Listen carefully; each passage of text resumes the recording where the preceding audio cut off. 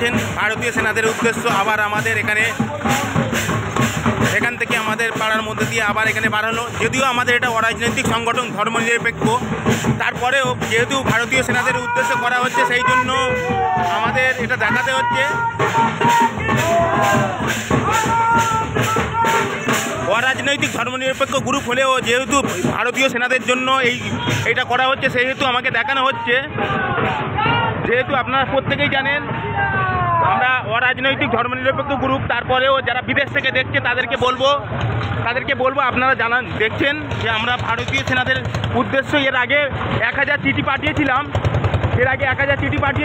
তারপরেও আজকে আমরা আমাদের গ্রাম থেকে প্রায় কয়েক হাজার মানুষকে নিয়ে রাস্তায় শোভাযাত্রা, ঠিক আছে, একদম একটা অনন্য বার্তা আমাদের এখানে পাঠানো হচ্ছে সমস্ত সকলকে দেখানোর জন্য। দারুণ, যেহেতু ধর্মনিরপেক্ষ অরাজনৈতিক তারপরেও দেখাতে ইচ্ছা হচ্ছে যেহেতু ভারতীয় সেনাদের জন্য। আপনারা প্রত্যেকেই জানেন ভারতীয় আমাদের গর্ব, আমরা ভারতীয় নাগরিক, সেই কারণেই আমি আজকে এখানে তুলে ধরার চেষ্টা করছি। অরাজনৈতিক ধর্মনিরপেক্ষ গ্রুপ হলেও আজকে এখানে আমাদের তুলে ধরতে হচ্ছে।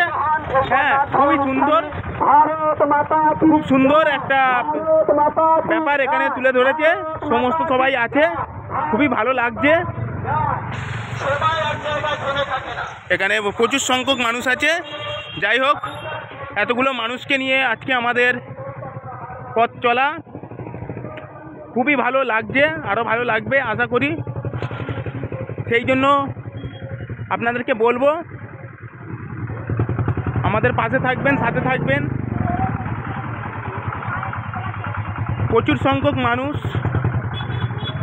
আমি আবারও বলছি, যেহেতু অরাজনৈতিক ধর্মনিরপেক্ষ গ্রুপ, যেহেতু ভারতীয় সেনাদের জন্য কাজ করা হচ্ছে সেই জন্য আমার চ্যানেলে দেখানো হচ্ছে আমরা অরাজনৈতিক ধর্মনিরপেক্ষ। তারপরেও বারবার আমি এই কথাটাই বলতে চাইছি, ভারতীয় সেনাদের জন্য যেহেতু করা হচ্ছে, এটা কোনো রাজনীতি বলে আমার মনে হয় না, সেহেতু বারবার আমি আবার তুলে ধরছি।